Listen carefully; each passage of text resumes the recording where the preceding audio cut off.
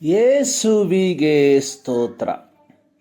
ಇಂದು 5 August 2025. ಎಲ್ಲರಿಗೂ ಶುಭ ಮುಂಜಾನೆ. ಈ ದಿನದ ಧ್ಯಾನ ಭಾಗ ಪೌಲನು ಕೊಲೋಸೆಯವರಿಗೆ ಬರೆದ ಪತ್ರಿಕೆ 2ನೇ ಅಧ್ಯಾಯ 11ನೇ ವಾಕ್ಯ. ಆತನು ಎಲ್ಲ ದೊರೆತನಗಳಿಗೂ ಅಧಿಕಾರಿಗಳಿಗೂ ಶಿರಸ್ಸು. ನೀವು ಆತನಲ್ಲಿ ಸುನ್ನತಿಯನ್ನು ಹೊಂದಿದ್ದೀರಿ. ಈ ಸುನ್ನತಿಯು ಕೈಯಿಂದ ಮಾಡಿದ್ದಲ್ಲ, ಇದು ಪಾಪಾಧೀನ ಸ್ವಭಾವವನ್ನು ವಿಸರ್ಜಿಸುವುದೇ. ಇದೇ ಕ್ರಿಸ್ತೀಯ ಸುನ್ನತಿ. ಅಬ್ರಾಮನಿಗೆ 99 ವರ್ಷವಾದಾಗ ಯೆಹೋವನು ಅಬ್ರಾಮನಿಗೆ ದರ್ಶನ ಕೊಟ್ಟು ಹೇಳಿದ್ದೇನೆಂದರೆ, ನಾನು ಸರ್ವಶಕ್ತನಾದ ದೇವರು, ನನಗೆ ನಡಕೊಂಡು ದೋಷವಿಲ್ಲದವನಾಗಿರು. ನಾನು ನಿನ್ನ ಸಂಗಡ ಒಡಂಬಡಿಕೆ ಮಾಡಿಕೊಳ್ಳುತ್ತೇನೆ, ಅತ್ಯಧಿಕವಾದ ಸಂತತಿಯನ್ನು ಕೊಡುವೆನು. ಯೆಹೋವನು ಅಬ್ರಾಮನಿಗೆ ಅಬ್ರಹಾಮನೆಂದು ಮರುನಾಮಕರಣ ಮಾಡಿದನು. ಅಬ್ರಹಾಮ ಹೆಸರಿನ ಅರ್ಥ ಅನೇಕ ಜನಾಂಗಗಳಿಗೆ ಮೂಲ ಪಿತೃ. ಇಲ್ಲಿ ಯೆಹೋವನು ಅಬ್ರಹಾಮನೊಂದಿಗೆ ಮಾಡಿಕೊಂಡ ಒಡಂಬಡಿಕೆ ಅನ್ನುವಂಥದ್ದು ನಿಮ್ಮಲ್ಲಿ ಪ್ರತಿ ಗಂಡಸಿಗೂ ಸುನ್ನತಿಯಾಗಬೇಕೆಂಬುದು. ಮಾನಸ್ಥಾನದಲ್ಲಿ ಮಾಡಿಸಿಕೊಳ್ಳುವ ಸುನ್ನತಿ ಅಬ್ರಹಾಮನ ಸಂತತಿಯವರಿಗೂ ಹಾಗೂ ಯೆಹೋವನ ನಡುವೆ ಉಂಟಾದ ಒಡಂಬಡಿಕೆಯ ಬಾಹ್ಯ ಗುರುತು. ಸುನ್ನತಿಯನ್ನು ಹುಟ್ಟಿದ 8ನೆಯ ದಿನದಲ್ಲಿ ಮಾಡಿಸಬೇಕು. ಸುನ್ನತಿ ಮಾಡಿಸಿಕೊಳ್ಳದವನನ್ನು ಯೆಹೋವನ ಒಡಂಬಡಿಕೆಯನ್ನು ಮೀರಿದ ಕಾರಣ ಅವನನ್ನು ಕುಲದಿಂದ ತೆಗೆದು ಹಾಕಲ್ಪಡಬೇಕು. ಯೆಹೋವನು ಮಾಡಿದ ಒಡಂಬಡಿಕೆಯ ಮೇರೆಗೆ ಅಬ್ರಹಾಮನು ತನ್ನ 99ನೇ ವಯಸ್ಸಿನಲ್ಲಿ ಸುನ್ನತಿ ಮಾಡಿಸಿಕೊಂಡನು. ಹಾಗೂ ಇಷ್ಮಾಯೇಲನಿಗೂ ತನ್ನ ಮನೆಯಲ್ಲಿ ಹುಟ್ಟಿದ ಎಲ್ಲ ದಾಸರಿಗೂ ಅದೇ ದಿನದಲ್ಲಿ ಸುನ್ನತಿ ಮಾಡಿಸಿದನು. ಆದಿಕಾಂಡ 17ನೇ ಅಧ್ಯಾಯದಲ್ಲಿ ಇದರ ಚರಿತ್ರೆಯನ್ನು ನಾವು ಕಾಣುತ್ತೇವೆ. ಸಾರಳು ಬಸುರಾಗಿ ಯೆಹೋವನು ಮುಂತಿಳಿಸಿದಂತೆ ಅಬ್ರಹಾಮನಿಂದ ಅವನ ಮುಪ್ಪಿನಲ್ಲೇ ಮಗನನ್ನು ಎತ್ತಳು. ಅಬ್ರಹಾಮನು ಅವನಿಗೆ ಇಸಾಕನೆಂದು ಹೆಸರಿಟ್ಟು 8ನೆಯ ದಿನದಲ್ಲಿ ಯೆಹೋವನ ಅಪ್ಪಣೆಯ ಮೇರೆಗೆ ಸುನ್ನತಿ ಮಾಡಿಸಿದನು. ಆದಿಕಾಂಡ 21:2. ಪ್ರತಿ ಯೆಹೂದ್ಯರು ಯೆಹೋವನು ನೇಮಿಸಿದ ಸುನ್ನತಿ ಎಂಬ ಸಂಸ್ಕಾರವನ್ನು ತಪ್ಪದೆ ಪಾಲಿಸುವಂಥವರಾಗಿದ್ದರು.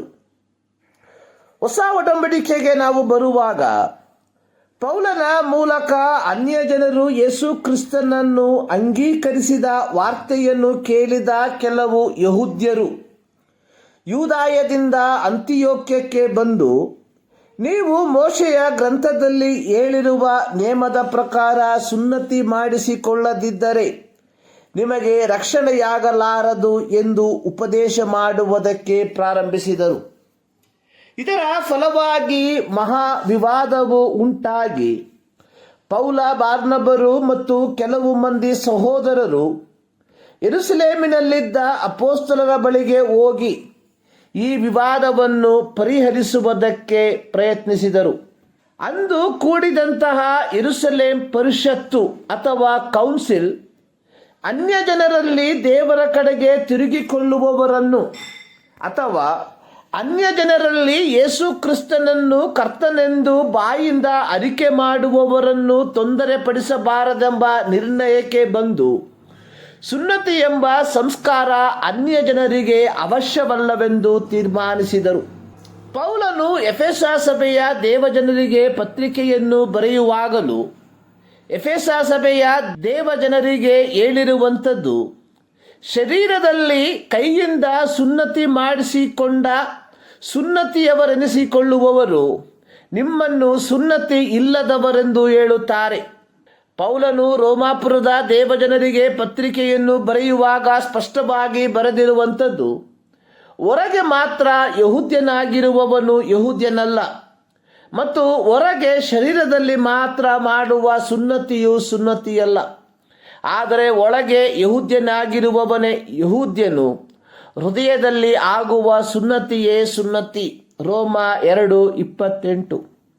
ಕೊಲೊಸ್ಸೆ ಪತ್ರಿಕೆ 2ನೇ ಅಧ್ಯಾಯದ 8ರಿಂದ 10 ವಾಕ್ಯಗಳಲ್ಲಿ ಪೌಲನು ನಾಸ್ಟಿಸಿಸಂ ಅಥವಾ ಜ್ಞಾನವಾದ ತತ್ವವನ್ನು ತಪ್ಪೆಂದು ಸಾಬೀತುಪಡಿಸಿದ ನಂತರ 11ರಿಂದ 17 ವಾಕ್ಯಗಳಲ್ಲಿ ಲೀಗಲಿಸಂ, ನ್ಯಾಯವಾದ ತತ್ವವನ್ನು ಅಥವಾ ನೇಮವಾದ ತತ್ವವನ್ನು ತಪ್ಪೆಂದು ವಾದಿಸುತ್ತಿದ್ದಾನೆ.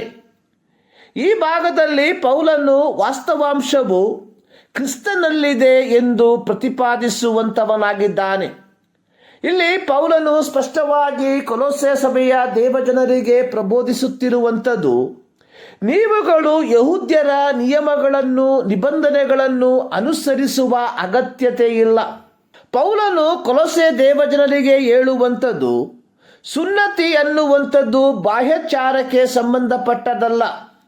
ನೀವು ಹೊಂದಿಕೊಂಡಿರುವ ಸುನ್ನತಿ ಆತ್ಮ ಸಂಬಂಧಪಟ್ಟದ್ದು. ಅರ್ಥ, ಪಾಪದೀನ ಸ್ವಭಾವವನ್ನು ವಿಸರ್ಜಿಸಿ ಹೊಸಬರಾಗಿ ನಡೆದುಕೊಳ್ಳುವುದು.